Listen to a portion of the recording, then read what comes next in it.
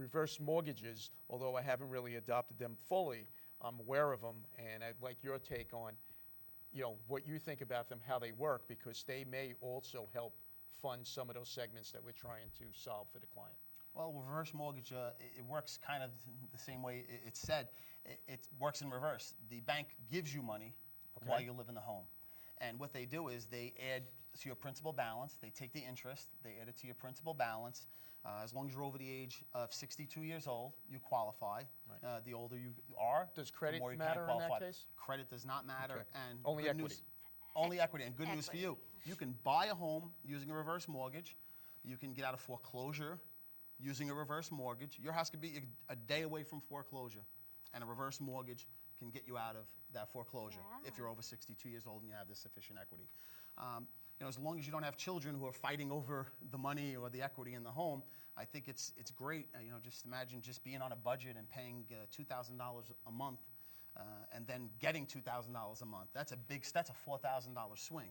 So you get to travel around a little bit. You'll get to have some breathing room, not living check to check, whatever type of structure you're on. Am I correct to say that people keep on thinking that reverse mortgages is where you're handing over the deed to the bank? That's not true, right? Absolutely not true. The deed is passed through to the next of kin.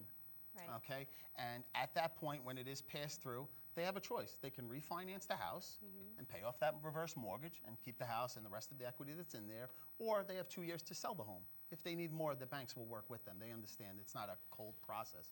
It's the Federal Housing Administration. Do they keep the equity above, beyond what they settled for? Let's say they did the reverse mortgage when the house was $700,000. 10, 15 years go on, it's now worth hopefully $825,000. Who keeps that difference? They get the equity. So the next of homeowner kin gets the equity. Just the interest gets tacked onto that principal. It has to be settled within 2 years. Yes, within 2 years. So clear that up for me.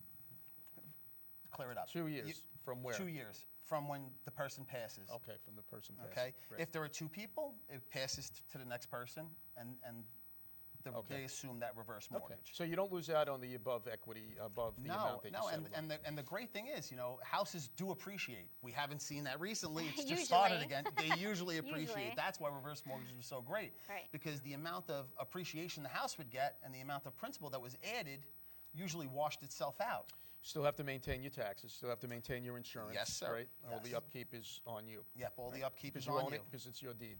Right. Yep. Okay. Just a mortgage. Question with that, with people getting, living longer in the possible depreciation of the home, what happens if you run out of equity in that reverse mortgage?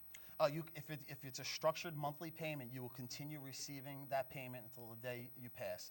No matter the longer you live, the more they give. So live long. Live long and prosper.